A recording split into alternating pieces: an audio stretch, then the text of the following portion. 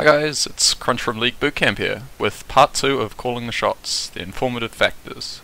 So, last week we started out with the introduction, which sort of brushed over the idea of what the series is, and gave a basic idea of what shot calling is.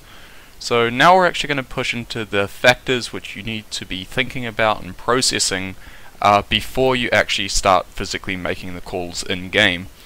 So I'm going to go into really decent detail on these factors because for the rest of my videos I'm going to be talking about them reasonably briefly, assuming that you've watched this one so that we can just, you know, push through the other ones nice and efficiently when we're going into really explicit detail. So hope you guys pay attention, and I recommend you write these down as I hand them out.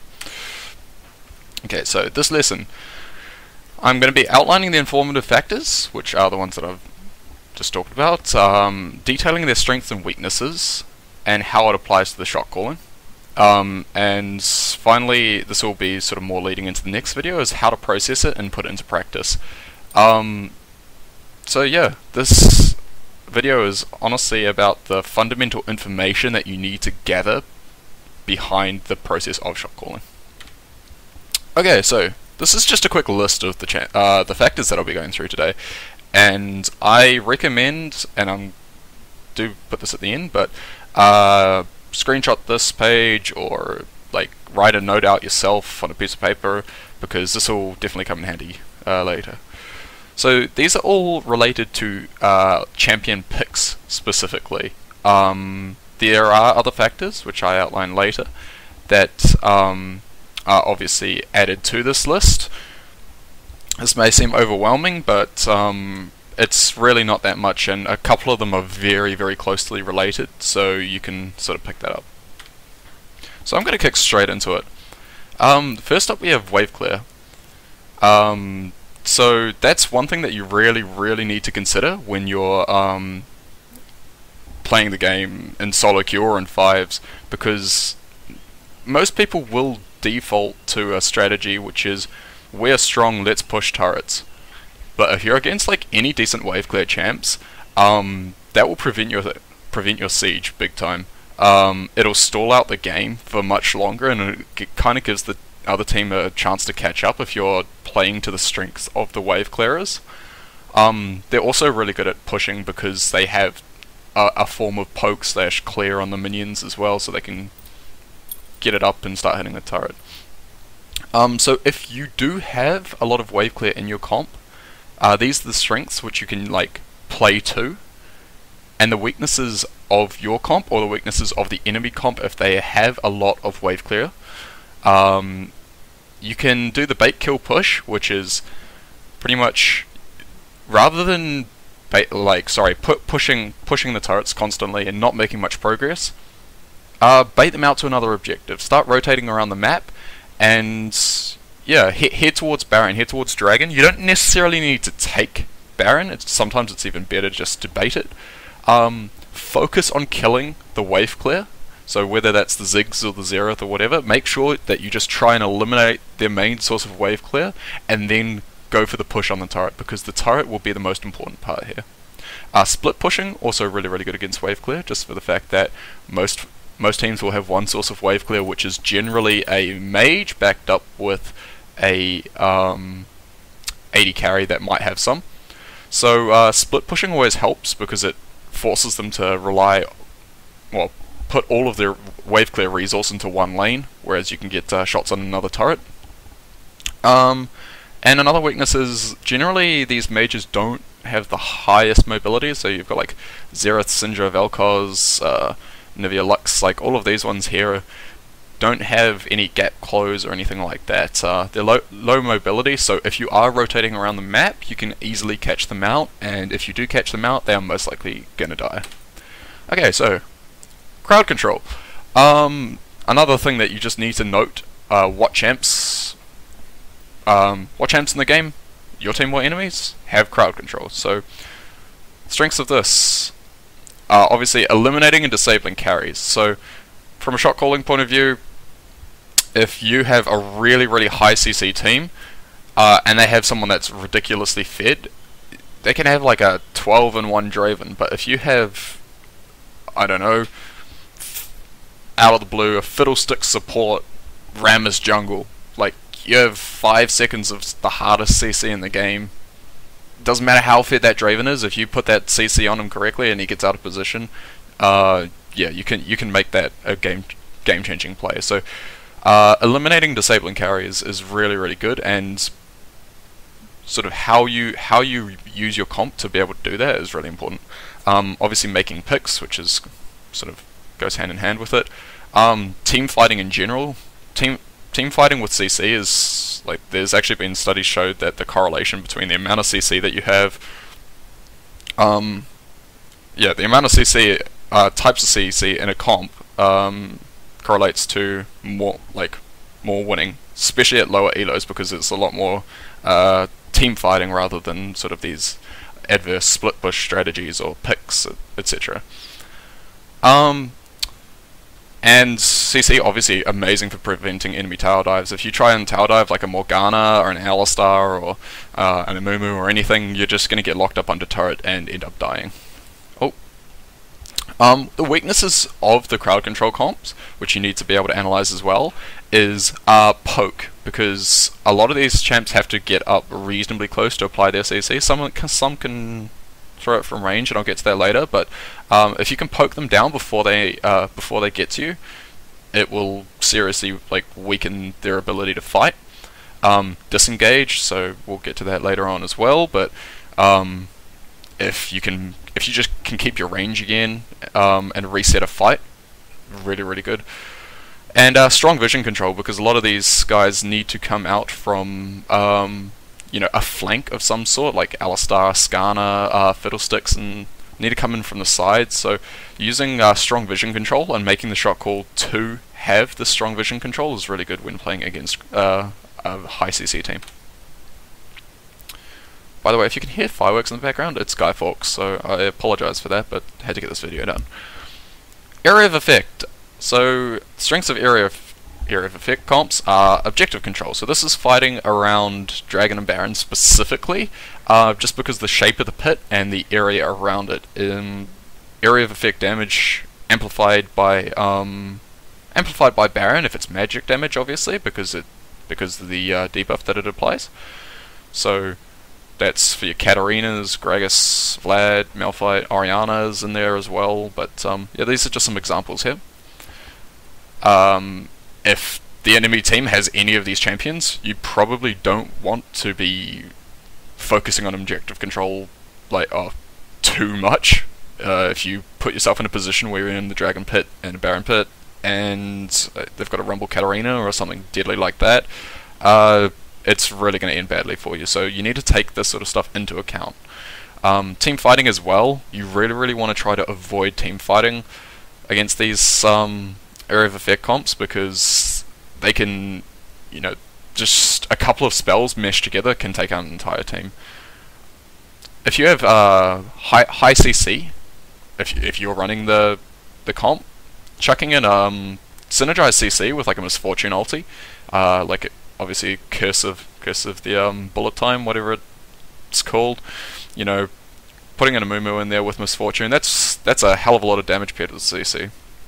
So knowing your strengths there, and also like how to play against the strengths and weaknesses. Long cooldowns. A lot of area of effect spells, especially like the ultimates, are very, very high cooldowns. 10+ seconds for a lot of the QWE spells, and ultimates generally 100+ seconds. So if you can bait out the cooldown, then it's that's your window to engage them, is when it's on cooldown. Enemy mobility. So if you're playing against champs like Corki, Tristana, Akali, you know, really, really high sort of mobile champs that all have gap closers, Jarvans, etc., they can get out of your area of effect quite easily, and it's hard to be able to lock them down with it. And also extended fights.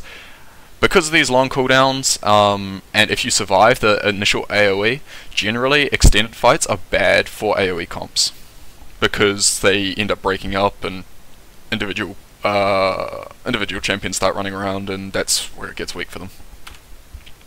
Damage per second, or DPS. So how much high sustained damage dealers are in your or the enemy team. So these aren't just your AD carries, obviously. Like AD carries as well as AP carries. So Azir, really high sustained damage due to auto attacks. Karthus has his E and his Q running. Machine Gun Rise. Even your bruisers come in here. So Aurelia and Jax. You need to note if you manage to make a kill, or yeah, let's say you make a pick on a carry, or just any champ in general. You need to know exactly how much DPS you've removed from the other team, and whether or not they will be able to team fight you effectively with it. Same goes for if you've just lost one of your carries. You need to analyze the situation and be able to see what you can do with that.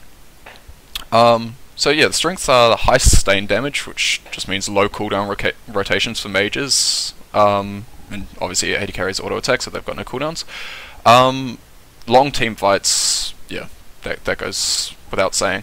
And all of these guys scale with items. So, shot calling point of view, you need to be at. Jeez, that's so loud. The scaling of the items, like based into late game, and where the power spikes are effectively. Sorry about the fireworks, guys. I don't know if you can hear them properly, but they're just so loud. Okay, weaknesses of DPS hypercarries. Generally speaking, a lot of them aren't that mobile. Obviously, you have Tristana and that sort of stuff, but generally speaking, a lot of the higher damage ones don't have too many forms to get away with. Durability, they are all very squishy, with the exception of Rise, maybe Jax if they build some tankiness, but you know, there's still early to mid game they'll blow up.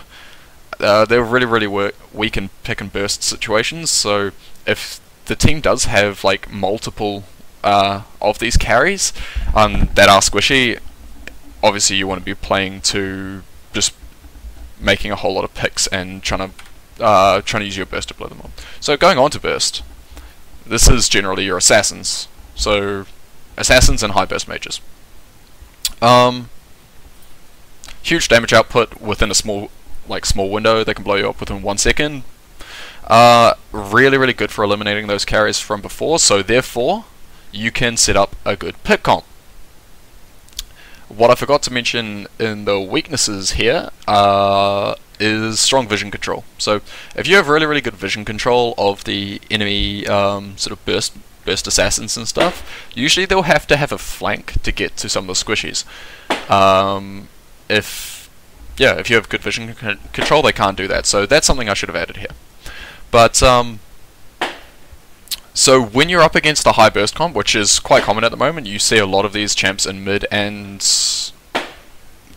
you know, sometimes even in the jungle. Pretty much you want to be able to have the vision control, as I said before, crowd control. Standard team fight positioning here is really important. So make sure that your carries are in behind your tank line, because that is absolutely crucial. It's really hard for an RE to go through the Mundo and, like, you know, Mundo or Rise or something to try and get to the back line. So try and fight with standard team fight positioning. Disengage. So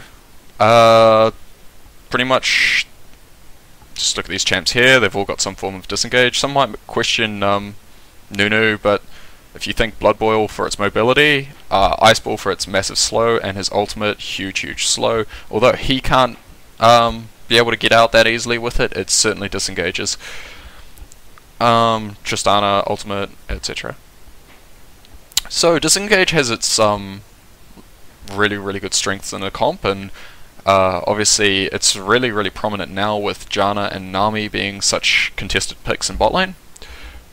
It's very strong at protecting the carries and helping you to reposition if they are if you know, they're way out of position, about to get blown up. That Janna can just totally turn it, or Lulu. Sieging and anti-dive. It's really good just to set up a siege with your Tristana, your Caitlyn, and if they do try and hard engage you, just blow one of your ultimates or one of the spells, completely reset, and then go back into sieging. Also, obviously the same with diving. You can push them out of your turret range so that they're going to have to re-engage again and stay safe. Oh. Okay, the weaknesses that you can use when the other team has disengage comps. Actually in like hard engaging fights. So like if you manage to get a Jarvan ultimate in, even if you get blown out by the Janna or like kicked out by the Lee Sin, if you have that ultimate on 2 or 3 members, they are forced to use a gap close away or flash out. So engaging fights in the right way by like flanks and all sorts rather than just going straight down the lane at them can definitely work, because if you can blow them up before they get their effective disengage off, which is pushing you generally in one direction away, then you can win the fight. The durability of the disengaged champs is generally speaking low as well. These are like supports, squishy supports like Zyra, Nami, Janna, and especially weak against burst. If a mage like LeBlanc or Zed comes in, they can get quite a lot of damage off in just a short period of time and blow up one of your carriers before you can get a full load of disengage off. So well played burst obviously is a really good way to get around this. Pick comps in general, because picks happen a lot faster than your standard team fight. So imagine pick comps is down here as well. So durability. This is pretty much another word for tanks. Just analyzing how much of a front line each team has. Strengths, objective control, being able to tank the actual objective, not, you know, have to share as much aggro and have everyone on lower health. Sieging, being able to just absorb any poke that the other team has to throw at you, and same thing, absorbing cooldowns of the other team in a team fight. I mean, this is just common sense, but this is ways that you can manipulate the strengths to be used in a shot call. The weaknesses, obviously easily kited, melee damage output, so that goes along with kiting. And in the hyper late game, it doesn't really matter how tanky some of these guys get, like the majority of them. The AD carries in particular will generally outscale them and still be able to like hit them pretty hard in the late game. Like 5 or 6 damage items on an AD carry. No matter how tanky you are, you can guarantee you're going to take quite a bit of damage from that.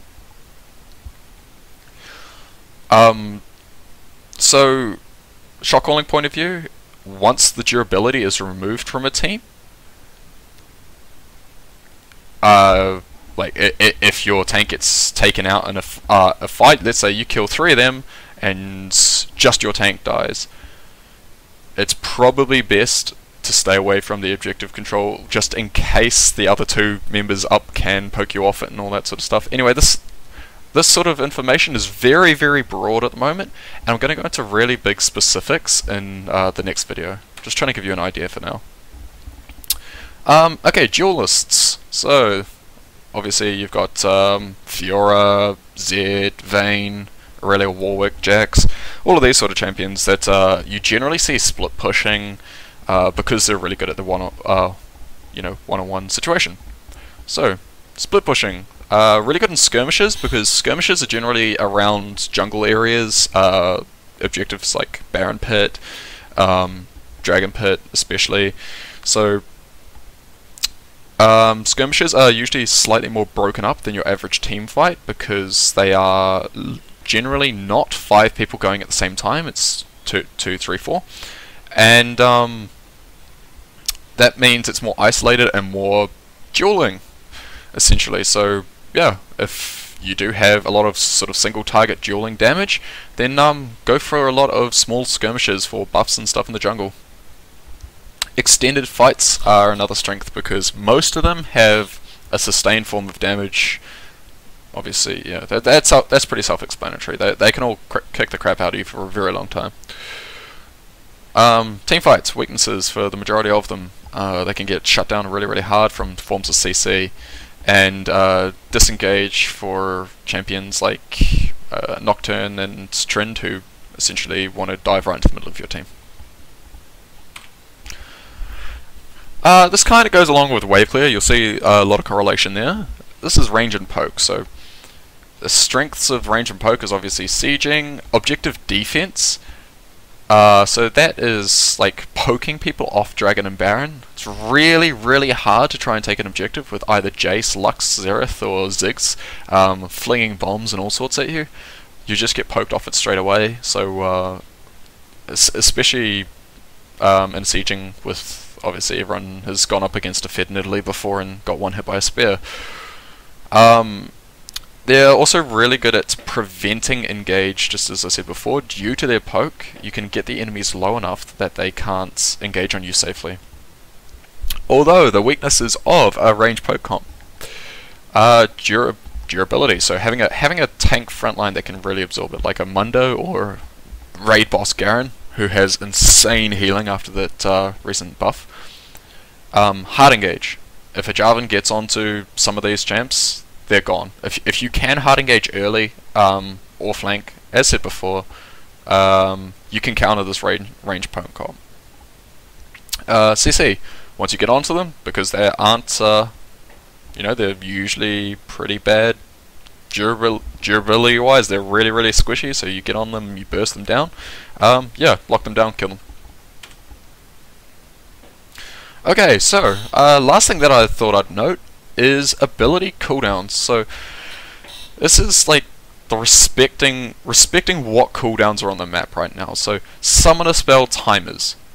If you know that their carries don't have flash, or like they don't have flash to engage, you can make a lot more risky plays. You can make some of those riskier calls. You can force some of those fights. Not, knowing that Karthus ulti's down, Shockwave's down, Fiddlesticks ulti's down, Teleport's down. You can make calls like split pushing. You can engage knowing that you're not going to get pushed out by a Janna Monsoon. So summoner spell timers, especially, I think there's two of the most important ones: Teleport and Flash, because Flash for engage generally, Teleport split push. Engage and CC based, so as I was saying before, that's like your Orianna Shockwave, Jarvan Ultimate, etc. High damage spells, Karthus Ultimate, Crowstorm, and utility based, so Janna Monsoon, Twisted Fate Ultimate, yeah, those sorts of ones. Pretty much noting all of this down, you just need to make sure that you're aware of what is on cooldown and then respond appropriately, knowing what factors have been removed, like a form of CC, a form of hard engage, a form of AoE, etc. So these were the other factors I was talking about at the start, which I thought I'd mention.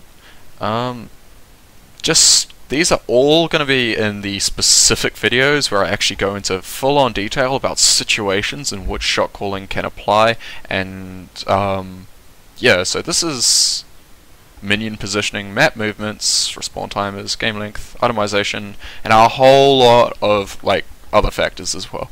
I'm going to get way more into detail in like the next few videos. This is just kind of warming you up to know what you should be looking for. I'm going to put it into scenarios and situational breakdowns coming into the next few videos, and yeah, so leading on to a slight recap and I guess practice from this video and how you can actually start applying it right now, and this works in either solo queue or ranked 5s. So copy all of the premises down. That's the factors. So just like go back to that original time slot. I might annotate it here, and copy them all down. Keep a copy of it printed out and have it right next to your computer. This is effectively going to act as a checklist so you know what your team will and won't have, also what the enemy will and won't have. So, in the end of the champion select screen, once everyone's locked in, holy crap, leading into the load screen, you can refer to this checklist. Oh my god, that is so annoying. Okay, anyway, end of champion select screen, load screen, you can refer to your checklist, go back to these factors, and look at the strengths and weaknesses of the comps that you and the enemy team have. Play to your strengths, play against the enemy's weaknesses. So play, yeah, pretty much that's what shot calling is in a nutshell, is playing to your strengths and trying to get the best of what the enemy weaknesses are. So, come up with that general strategy and shot call around your strengths. Alright, so just finishing up on this video. Part 3 we will have released later this week or next week sometime. Part 3 is post-kill shot calling. This is how to analyze a situation after a pick or a fight is made. So it'll be using these factors which we talked about, of what your team has, using situations from some of my gameplay, some of other people's gameplay, and yeah, using these factors and premises to find a strength, the appropriate process and call making. So that would pretty much be eliminating one of the factors. So let's say you take out their Xerath. What situation should you be taking after you kill the Xerath? Should you go for the Baron, or should you go for the turret? And yeah, I'll be going into a lot more sort of in-depth situations and about that sort of stuff. Okay, I really hope you guys did get a lot out of this. I know it was pushing a lot of information your way. There are a whole bunch of factors, and I kind of only just brushed over them. You would have known about them anyway, but it's just to get them consciously there, and for you to get that checklist, which is really important if you are just starting out on shot calling. It's I know even a few months ago I had that checklist there, and would just be having a brush through and being like, yes, we have all those. No, we don't have that, so we can't use this strategy. But we will be good at this strategy. We'll be good at a pick comp, but we'll be bad at sieging. So we need to utilize that. That sort of stuff. Anyway, wrapping it up here. Thanks, guys. We'll see you next time. Make sure to subscribe to League Bootcamp so you get all of the updated videos, part 4, 5, 6, when they come around, because that's where the real exciting stuff comes in. Catch you next time. Bye.